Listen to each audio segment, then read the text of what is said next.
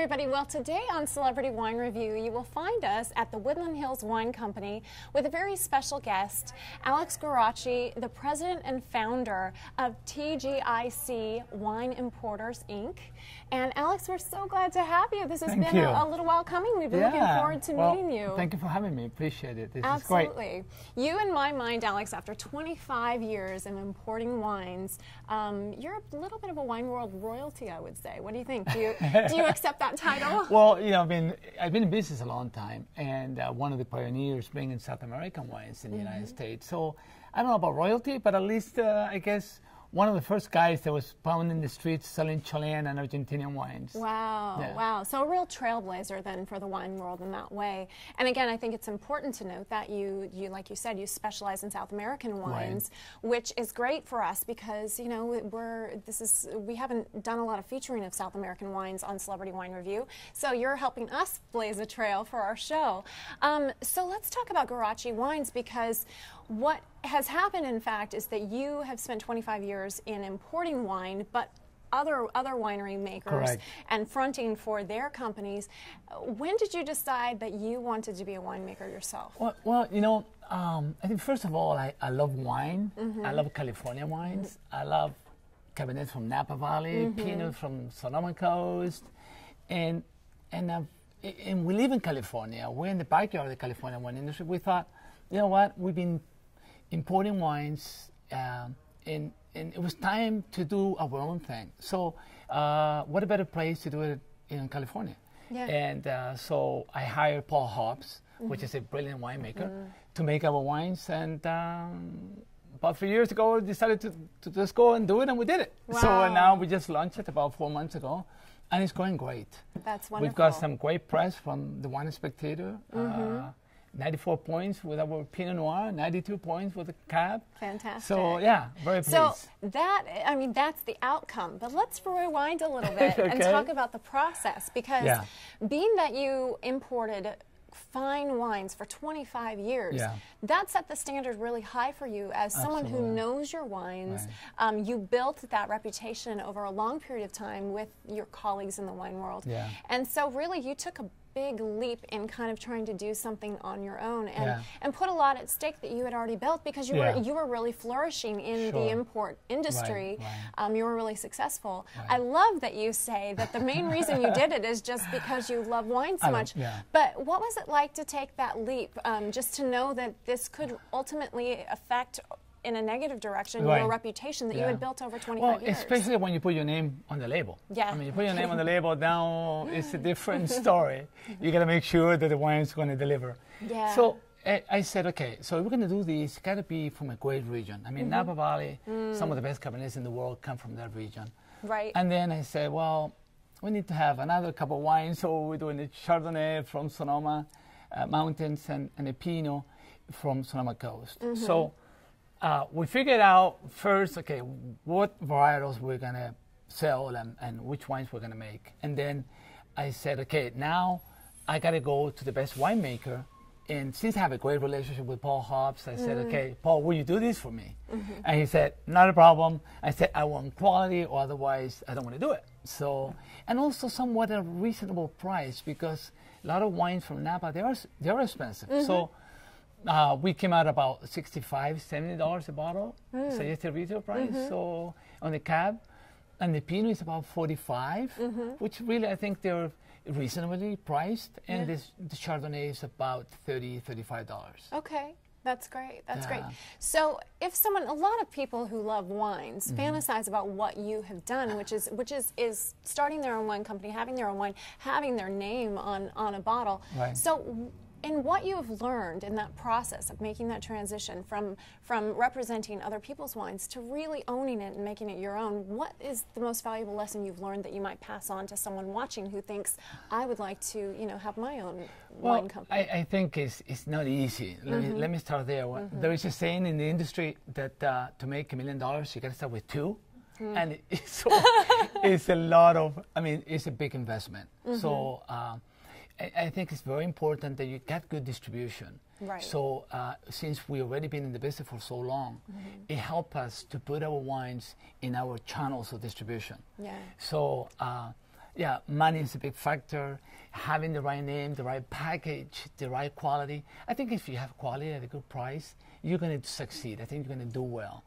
In addition, if you add the other pieces, we have 65 employees, and we are selling wine throughout the United States, and we have a great distribution. Then we can channel, we can put all the wine through the system, and it helps us build the brand. Right. Well, people that know about your background would say that you basically were set up almost in a way that you couldn't fail because you had so many invaluable resources already at your fingertips. Like you said, you know, the people you had worked with. I pay my dues.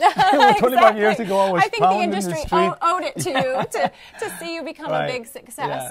Well, we want to see in real-world terms, in tasting terms, just how successful your wines have been by actually doing a tasting with you. Absolutely.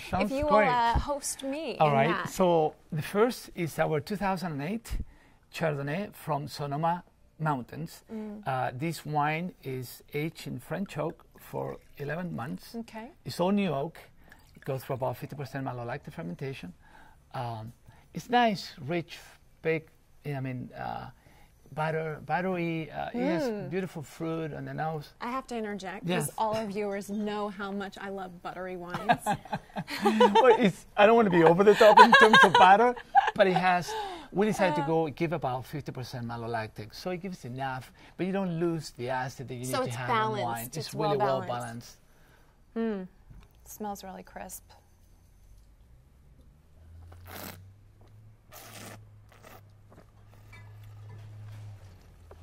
Great tropical fruit in the mouth, really good depth, a good structure, great acid, and the butter that I'm talking about is right there in the mid palate. I'm getting, I'm getting that for sure. Yeah. It's really smooth going down, which is kind of the buttery quality.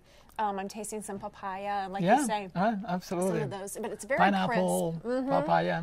It's really light and crisp. But wow, you know, it's so funny because I love buttery wines so much that my producers have forbid me to use the term buttery anymore. But see, Alex Guarachi gave me permission to call this wine buttery. Yes, so there you go. A lot of people do like that style of wine, you know. I mean, and they're usually more expensive because they go through a more process, and usually it's aged in French oak for a long time, goes through malolactic and all of that piece that usually are a little bit more pricey. I think this wine is a single vineyard from Sonoma Mountain.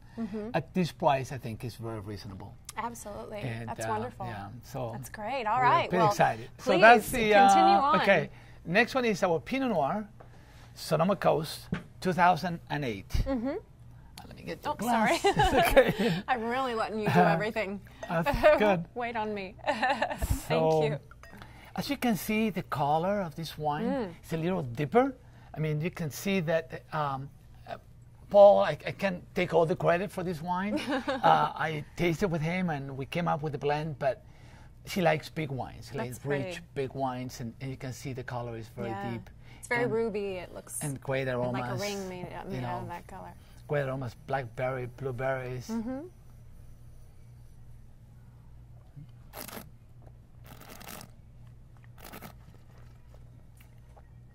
Great finish, good structure. Really, it's a very generous wine. You know, it gets plenty and it keeps going in the back of your palate. Absolutely. So a wonderful long finish. Yeah, that's what I look in a Pinot Noir. The well balance between acid, fruit, and tannins. The tannins are ripe, easy drinking. Hey, 94.1 spectator, that's not bad for the first time around. No kidding. Where do you go from there, though? That's what I say. That's a problem. That's a challenge. Well, that's fantastic. Yeah, this one it's a little bit drier than it's a little bit drier going down than the Chardonnay. I like it. Yeah. That's nice. Thank you. Well, the next wine I'm not going to dump any of it out, because as soon as we say cut, I'm going to be standing over in the side finishing all of this, Alex. I don't want to waste that. So all right. Our next wine is the Guarachi Cabernet, 2007 Napa Valley. I guess I have to dump it. I think you have to dump it. Well, there's more where that came from. All right. I'll take you up on that.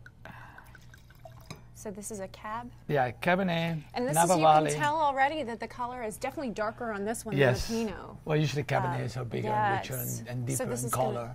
It's going to be a little bit bolder. Right, yes. Bigger structure, Cabernets are usually bigger, and they go better with food and, you know, good steak. Where's our food?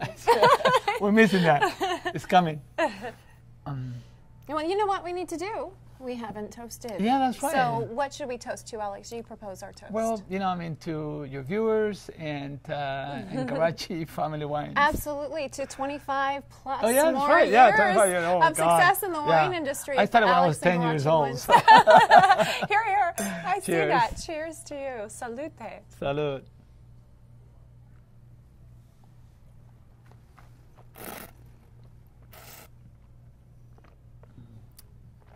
I get a lot of berry. Yeah, that's great. That's really great. Like you said, it's very full-bodied. And you know, great black fruit. And yeah, it's rich. Kind of the forest fruits. Right. Yeah, that's nice. Thank you. Very, very good.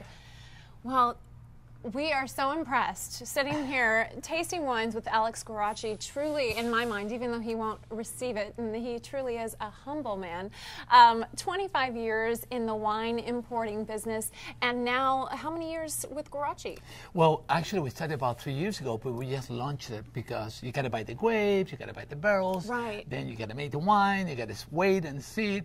Once it's ready, you go into the bottle. And then you got to wait another year or so before you release it. So it's a long-term investment. So really, your wines are just babies. They're just getting started. Yes. And as we said, babies with very high points, which says so much about you, Alex, and that you don't do anything unless you can do it the right way. We love that. So go out and check out Guarachi Family Wines. We're going to see more of Alex Guarachi. And thanks so much for watching Celebrity Wine Review.